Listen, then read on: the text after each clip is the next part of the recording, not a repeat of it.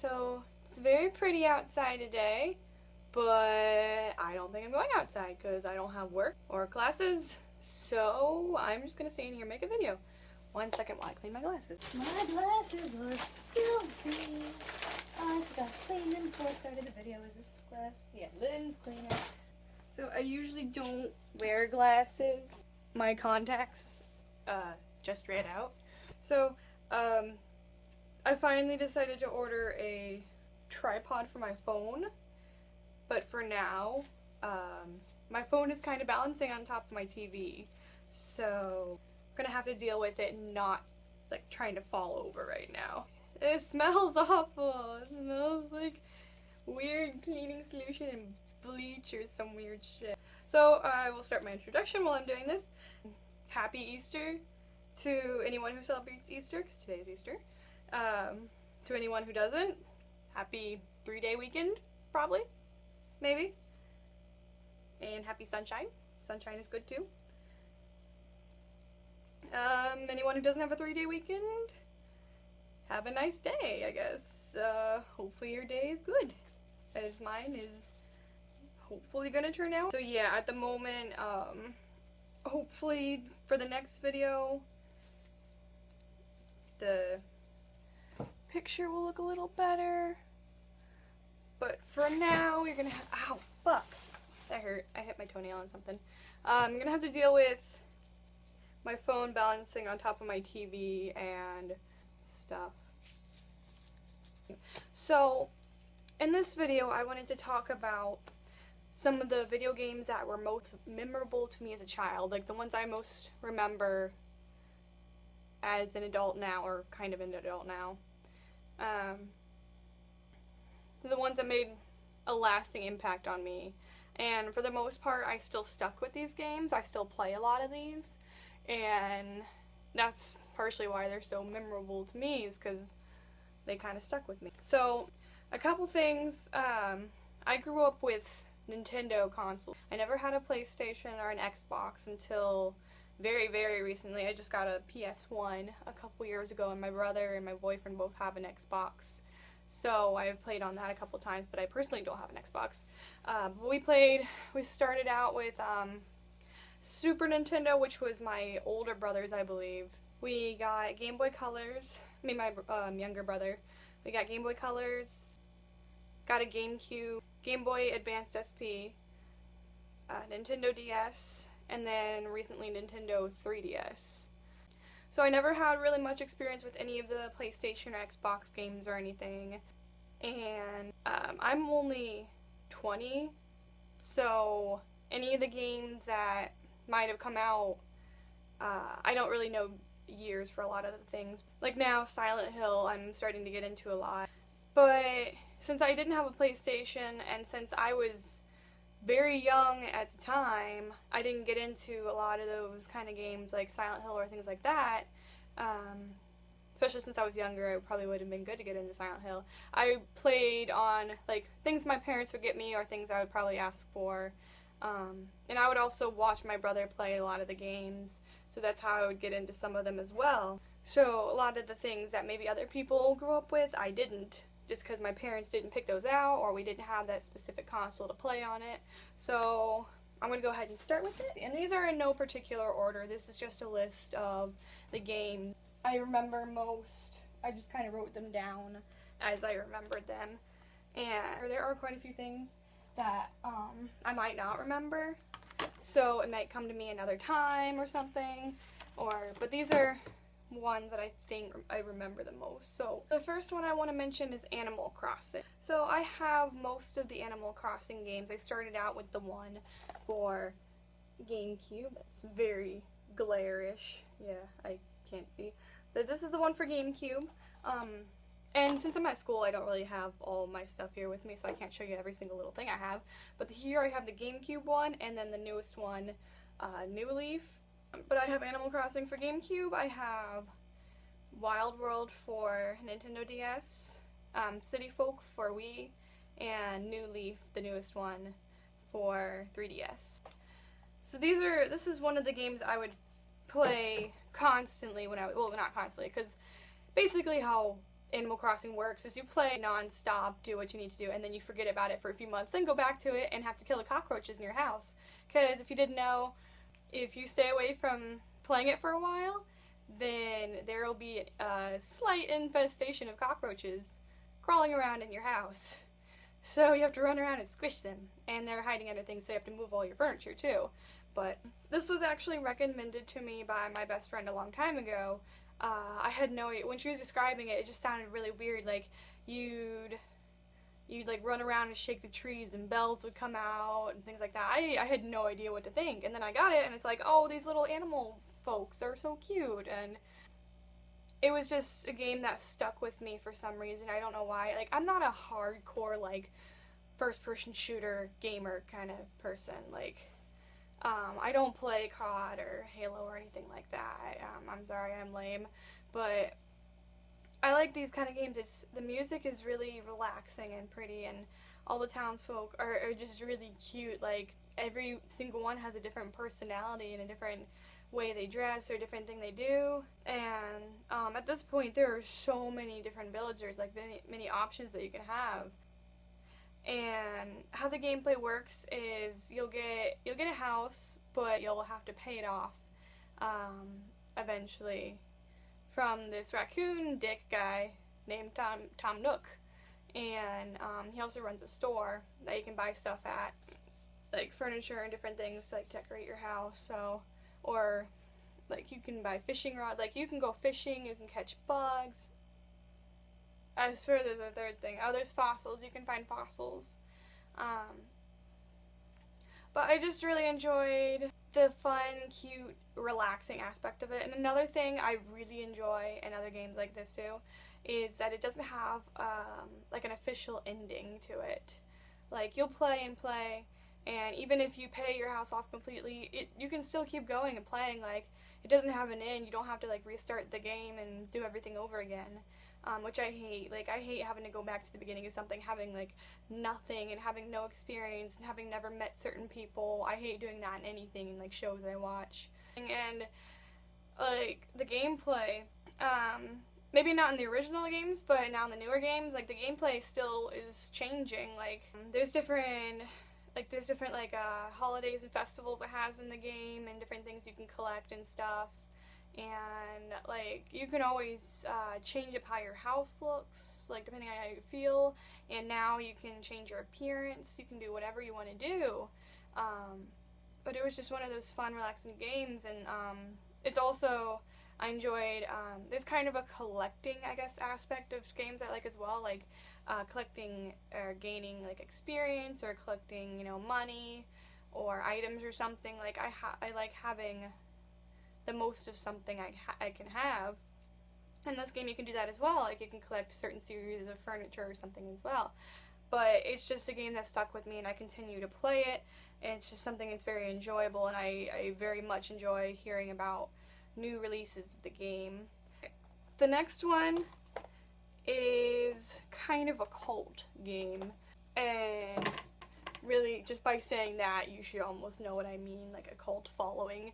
It had a cult following for the longest time. It is Pokemon. When I was young, I don't remember a whole ton, but I do remember a lot. Like, Pokemon was everywhere, and like literally everywhere. Like, in the stores, it was like you can buy so many of the toys. There were, I do remember Pop-Tarts. I remember eating the Pop-Tarts. They had like these little Pokemon shaped sprinkles. I think there was like SpaghettiOs, cereal. There's different kinds. Like, there was Pokemon everywhere. And I don't remember how we started out with it, but I remember my brother would have like a game or two of it, and he would play it, and I would ask, like, he would let me play it too. But the thing is, I would play on his game, and of course there's not different save files in the game.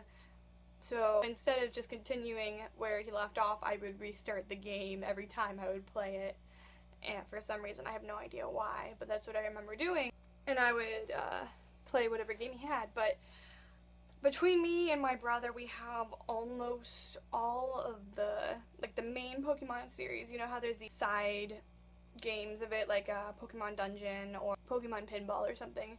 Not those, but all of the main series of the games. We have almost all of them between me and him.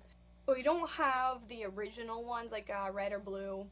We may have at one point, I don't remember. This one's Crystal I had gotten about a year ago. I had it at one point, I was playing it, and I ended up trading it with a friend to get Sapphire. So that Sapphire was actually what started me on my own collection of the games. Before that, they were all my brother's, I think, and I would just play off of his. My friend had already pre-started the game. She had her own team already. Like, it wasn't very far into the game she had, but she had started with a Mudkip named Fen and a couple other Pokemon. And I didn't restart it, I just went off of that. And that's kind of where it all started. Now every game I pick a water Pokemon as a starter, just kind of because of that, it's kind of tradition. Except for Ruby, because I have Sapphire and then I got Ruby. And I got a Torchic for that one, just because it fit with it. And then I got Pokemon Pearl for the DS, and he got Diamond? Yeah, Diamond. But he ended up losing that at one point. And then I also have Black and Black 2, and I also got Y, and then most recently Alpha Sapphire. But I haven't been able to start Alpha Sapphire yet. I haven't actually gotten through Black 2 or Y yet. I just haven't had the time to do that as of now. But, and I used to watch the show when I was little too. So that's kind of also what helped it stick with me. Like, the card game, the video games, the show, everything. I think it kind of stuck with a lot of us when we were younger who actually got into Pokemon. A lot of the people who did are still into it one way or another, most likely with the video games, or at least just as a fan of it. So that's part of what left a big memorable mark for me. And the gameplay itself, it was also kind of like Animal Crossing. It was one of those games that didn't actually have an ending necessarily. It did once you went through the Elite Four and everything and you beat that, and that's where after that the credits rolled. So that's kind of what the ending was. But after that you could still play. You can still try to catch all the Pokemon, try to train them all, do whatever you wanted. And I mean, before you can even do that, another game would come out, so you can just continue playing, and it kind of never ended.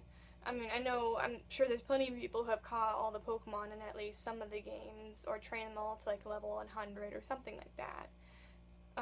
Or you can like perfect your team and build them and stuff. And now with the newer games coming out, there's even more you can do, and like changing things like your appearance, or there's contests you can do.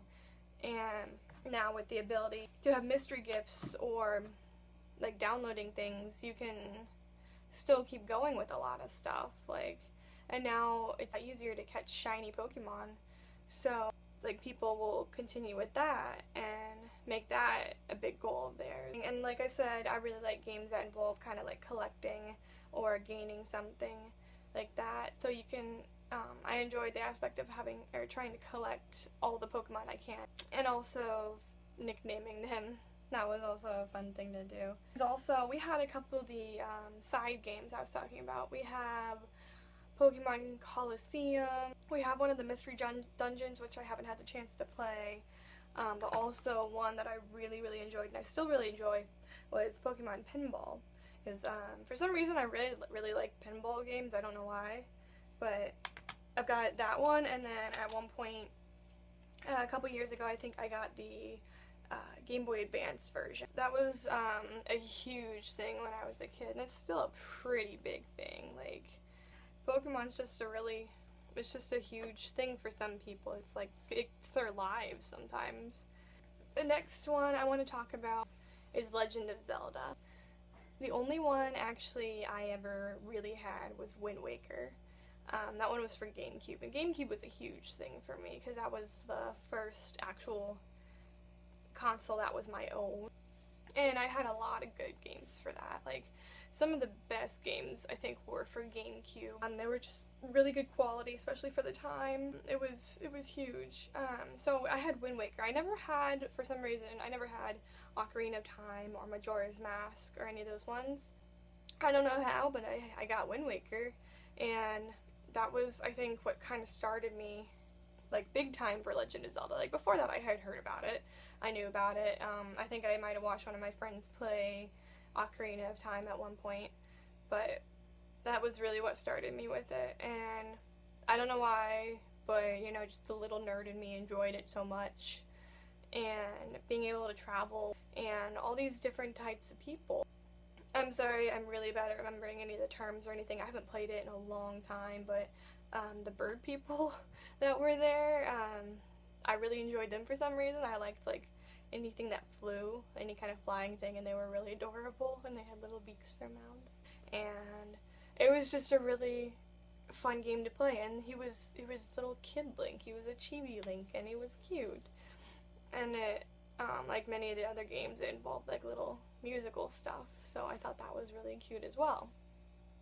And after that, we had a couple other Legend of Zelda games. Twilight Princess was also a huge one. We had that for GameCube. And, you know, he was older, and it was, like, a little bit darker, and the character Midna was introduced, and she was, I don't know, it was really cool. I liked any female characters.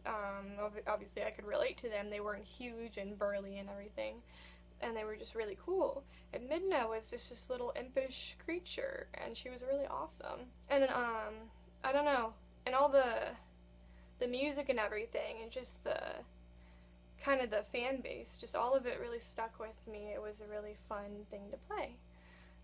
And after that, we got, I don't remember what games kind of came in between, but at one point we got, kind of recently, Skyward Sword for Wii, and I haven't finished that yet because I haven't been home, and that's where the Wii is. And then we had Minish Cap. My brother got Phantom Hourglass. I had other games like that too, but after that, Legend of Zelda, like the whole fan experience really stuck with me as well. Another one I remember, actually this is a whole group of games, it's any Mario game basically. Mario is like the mascot for Nintendo, and Nintendo was the shit, because that's what I had, was Nintendo consoles. And we have quite a few of the Mario games. Like, that was the first, I had a Mario game that came with my GameCube. It was the first game for my GameCube I had. We had some of the ones for Super Nintendo, like Super Mario Land and ones like that. And this also includes ones that didn't necessarily have Mario in it, like Luigi's Mansion. Like, it was kind of the, like, it's still in the Mario franchise, but that was a really cool one, and the graphics were still really awesome. And again, I'm going to mention ones a lot for GameCube, because that was one I played for a long time. Super Mario Sunshine was a huge one. I remember mostly the hotel that was there, and the giant, like, eel thing that you went into his mouth and cleaned its teeth. I don't know why, but that was kind of fun. And just, like, getting all the stars and cleaning up all the junk that was there, because, like, all that goop, the colors were kind of cool for some reason. I just thought it was really interesting. So just, like, any Mario game was pretty influential. And similarly, a lot of Sonic games I remember a lot. Oh, I forgot to show you. There's my Wind Waker game. The sun is killing me. So there's the Wind Waker game I have. But a lot of the Sonic games. Oh, yeah. There's Mario Party 7. But yeah, Sonic, where are you? So we had quite a few Sonic games. A couple of the ones I have here are the Sonic Collection ones, which includes games such as Mr. Robotnik's Mean Bean Machine, which I think that was like the Tetris kind of thing. Sonic Spinball, which was like a pinball one that I really still enjoy playing. 3D Blast, which had these little chicky, like little birdie things. And then like the original ones, a lot of the originals. So there's some of the games that it includes on the back there. That was just like, that was a collection of stuff that had a lot of really cool things. And for some reason, I don't think we've unlocked all the games on it still. But I think the one that really stuck with me most, and as I break it, is Sonic Adventure Battle 2. The reason it stuck with me, one, with the characters, I really enjoyed. Tails was my favorite, I think mostly because he could fly, and I like the flying ones. But the Chows, and at this point I still call them Chos for some reason. Me and my brother couldn't pronounce anything as a kid. So the Chow world that was in the game. And if you haven't played any of the Sonic games like that and you don't know the Chows, you can kind of see them on the cover. But that's like a regular kind of looking one. There's like the angel one and little devil one. And the Chow world in this game, it's like this other dimensional thing. You can travel to the Chow world by getting this key in like any level, I think. Or you can select the Chow world through the main menu. And the main, you go into this little round room, that's where you enter in, and in front is the regular garden, and behind you is like the little kindergarten you can take your Chows to, like to play or to buy items or things like that, or to name the Chow actually. Sorry, I keep calling it Chow. And so, I don't remember exactly how it starts out, but you go into the main garden, which is where time technically passes. Like, I'll explain the other gardens in a second, but time technically passes in that garden, so your Chow can actually age in that one, and can mate and all that stuff. But you'll start out with this little egg, and you can, carry it around, hold it to hatch it or whatever, or you can throw it against the wall, which is not the greatest thing to do, because it might make them get, like, a bad personality or something like that, to hatch them. And, you'd raise this little thing, and you can give them, in levels when you play, you can find these little animals, or these, when you defeat enemies, they give these little crystal, the little crystal vial things. I don't remember what they called it, just called them vials. And there were different colors, so each one was like, you could give them power, speed, flying, swimming, stuff like that. And then if you feed them a fruit that's in the garden, it gives them stamina. So you keep feeding them these things. They change based on whatever you give them. So you can actually make one that looks similar to like Sonic or Knuckles or something. Like if you give them more of a certain type, or you can like give them certain animals and they can get those features. Like my main one, I gave her all dragons. So she's got like a little dragon. She's got dragon features, but I also gave her, you can give them like little things to wear, like little things on their head, and I gave her like this little stump. So she's got like wings and stuff and a stump, but she can breathe fire sometimes. And they'll age in the garden as you go, if you stay there for long enough, and as you feed them and stuff, and then they can increase their age or their level or something, and when they get, I think, to a certain age, they can turn into a Chaos Chow, which eventually I'll get to. But at some point you can unlock basically like the Heaven and Hell gardens. Like the Heaven one is, it's just how they sound like. Like a Heaven one is you go up the stairs and you go to that one, and it's like a Heaven one. It's nice and pretty and clouds everywhere. And then you go down the stairs and there's the Hell one, which has got like this blood lake looking thing and like just scary stuff everywhere. And they had stuff to match it, like fruit to match each garden and everything. But those gardens, they don't age, so you can just stick some Chows in there and they don't mate or change or anything. And you can buy different eggs to get different kinds of Chows, like a gold one or like a blue one or something, however you want it, or like a white one. But only in the main garden can they mate or they age or anything. That was a long explanation, I'm sorry. I still love doing that too, just raising the little Chows and giving them experience and everything like that. And for some reason I have like 50,000 Chows to play with, because I enjoyed having a bunch of different kinds. And that was one Sonic game. We had a couple different ones, but yeah, I played mostly on the Sonic Adventure Battle 2. That was probably the most memorable Sonic game for me. But usually any Sonic game or anything like Sonic, I really enjoyed. Not quite as much as some of the other things.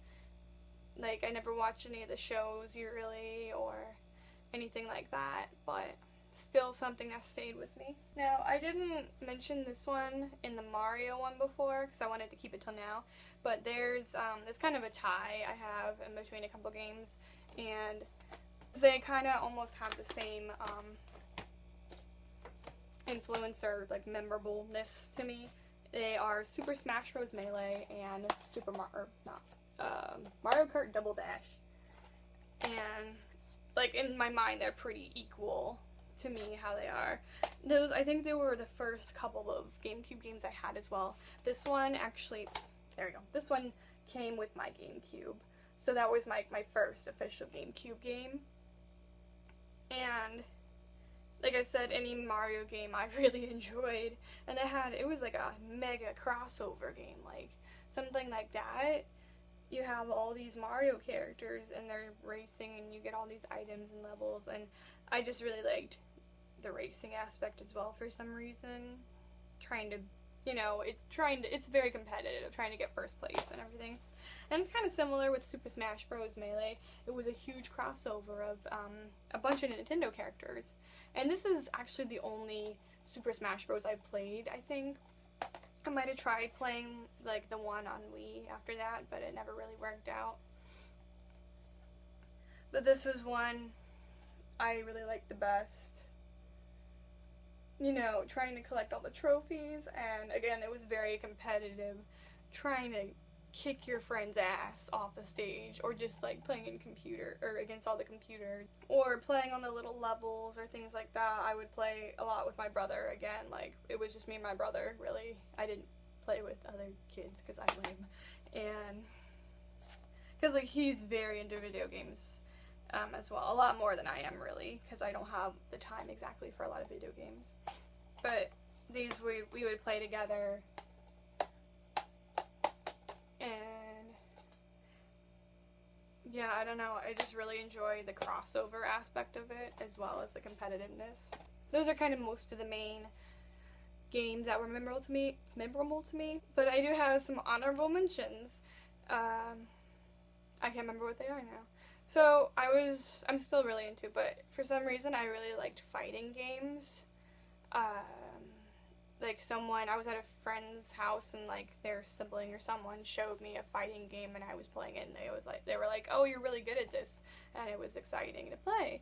But I would play Street Fighter a lot, and like those ones, like those kind of fighting games like Street Fighter or Mortal Kombat. I never played Mortal Kombat, I never had it or anything, I don't know why. But I had Street Fighter for Super Nintendo, and I think like the second Street Fighter as well. And I have no idea why I enjoy them so much. Probably just trying to kick out the other person's ass. And also there's like special moves you can do. I really love doing that. And now I played, not a ton, but a few fighting games that I really enjoy. Like I played Street Fighter now. Mortal Kombat, Blaze Blue, not Insidious, why do I keep thinking Insidious? I just forgot what it was called. It's the DC one. You know what I'm talking about, right? It's the DC fighting game. I can't remember what it's called. I have to look it up. Injustice. It's called Injustice because I'm stupid. Okay. Yeah, I played Injustice, Capcom versus Marvel. I think it's also, I like a lot of crossover games, and those games have involved a lot of like different characters from, you know, one thing or multiple things, and they're just trying to kick each other's ass, and you can use like a bunch of special moves, and yeah, you can do a lot of like, there's just random special moves. I am a huge button masher, so that's all I would do because I can't memorize combos very well, but I very much enjoyed any combo heavy person because I button mash and it still would do combos for me. And similarly, it's not really a fighting game in that sense of the fighting genre, but it's still, you know, kind of fighting. I played Punch-Out when I was younger too, just because it was there, and it was fun. It kind of in the same sense as Street Fighter or other games like that, because you're trying to advance the levels and knock out the other person, and it was really difficult actually, like, especially for me because I wasn't the greatest. I'm still not the greatest at video games, but it's still fun to play. What other games did we have? I don't know. Street Fighter, Punch-Out. I mean, we had this basketball one, we had a Spider-Man one, there was like Aladdin. I don't know. We had quite a few weird games when I was younger, but these were Oh, another, I think, kind of honorable mention is Kingdom Hearts. Um, so since I never had a PlayStation, I didn't have 1 and 2 for Kingdom Hearts, but the one I did have, or I do have, and I played the most was Chain of Memories. You can't really see it, my phone's shitty, so it was Chain of Memories, and then that one, I don't know why it took me forever to play, but it was fun, because the Keyblades I really thought were cool, because there's just a bunch of different kinds, and then they looked like, you know, different Disney things, and it was Disney. I was a Disney kid. So that was something that was really fun. At some point after that, my brother mostly we got Recoded.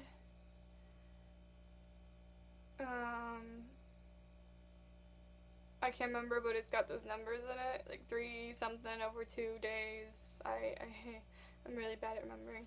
We had a couple others, and then I got Dream Drop Distance, which I have yet to play because I need to finish some of the other Kingdom Hearts games. I think that's kind of another honorable mention because that kind of hit me on a roll of liking Kingdom Hearts, but I mean, it's only an honorable mention because I don't know a ton about it still. Like, it's fun to play, but I don't know a ton of the backstory. I don't know, you know, about the characters a whole ton, so that kind of confused me because I haven't played a lot of the games.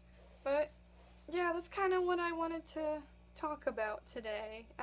This is like my second attempt to make this video because the other one was really bad and I look shitty for this one, so I did my best. Hopefully you thought this was okay. My ramblings suck because I can't remember things really well and I repeat stuff a lot, but hopefully you thought this was okay or interesting. If you want to see me talk about anything or do anything, you can let me know in the comments. Besides that, I think that's it. So I'll see you later.